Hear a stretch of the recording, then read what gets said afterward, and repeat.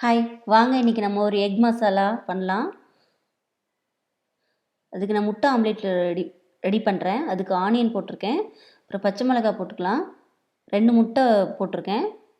கொஞ்சம் சால்ட் போட்டு நல்லா பீட் பண்ணிவிட்டு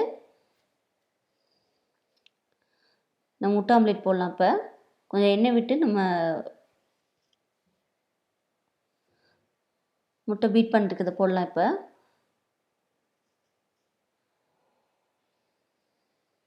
இதில் வேணால் நீங்கள் பெப்பர் வேணால் ஆட் பண்ணிக்கலாம். இப்போ நம்ம அந்த மசாலா ரெடி பண்ணிடலாம். அது கொஞ்சம் ஆயில் விட்டு கொஞ்சம் சோம்பு போட்டுக்கலாம், இப்போ கொஞ்சம் ஆனியன் போட்டுக்கலாம். நீங்கள் சின்ன வெங்காயம் வேணால் போட்டுக்கலாம். நீங்கள் கொஞ்சம் ஒரு தக்காளி போட்டுக்கலாம். தக்காளி போட்டு நல்லா இந்த மாதிரி தொக்கு மாதிரி வரட்டும். இப்போ நான் வந்து குழம்பு மிளகாத்தூள் தான் போட்டிருக்கேன் நான். நீங்கள் வேணால் வெறும் மிளகாத்தூள் கூட போட்டுக்கலாம். 1½ ஸ்பூன் போட்டிருக்கேன். நல்லா நல்லா அந்த ஸ்மெல் போகிற வரையும் நல்லா வதக்கிடலாம். நம்ம இந்த மாதிரி வறுக்கணும். நம்ம நல்லா வதக்குனா தான் நல்லாயிருக்கும். அது கொஞ்சம் தண்ணி விட்டு நம்ம நல்லா கொதிக்க வச்சிடலாம்.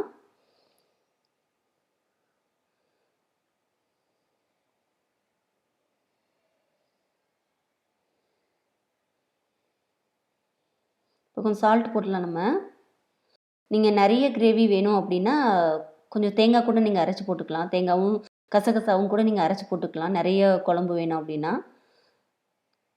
இப்போ முட்டை ஆம்லேட் போட்டால இப்போ நான் வந்து கொஞ்சம் சோம்புத்தூள் போட்டுக்கிறேன். சோம்பு வந்து இதில் சூப்பராக இருக்கும், ஸ்மெல்லு வந்து நல்லாயிருக்கும். இந்த முட்டை ஆம்லேட் நம்ம போட்டுடலாம். இப்போ நீங்கள் வந்து நிறைய கிரேவி நிறைய குழம்பு வேணும் அப்படின்னா தேங்காவையும் கசகசாவையும் அரைச்சி போட்டோன்னா நிறைய கிரேவி வரும் உங்களுக்கு. இது பேச்சுலர்ஸ்க்குலாம் ரொம்ப ஈஸியான ரெசிபி இந்த எக். இது சிம்பிளாகவும் இருக்கும். நம்ம முட்டை ஆம்லேட் போட்டோமா ஒரு கிரேவி பண்ணாமா முடிஞ்ச வேலை நம்மளுக்கு. சூப்பராக இருக்கும். இது நல்லா அந்த முட்டை போய் அந்த அந்த கிரேவியில் நல்லா இதாகி ஜூஸியாக இருக்கும். அந்த எக்கு சாப்பிடும்போதே நல்லா டேஸ்ட்டாக இருக்கும். இது இன்னும் கொஞ்சம் பெப்பர் போட்டுக்கிறேன்,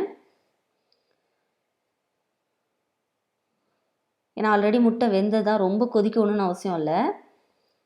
லைட்டாக அந்த கிரேவியில் போய் நல்லா சோக்கானா போதும்.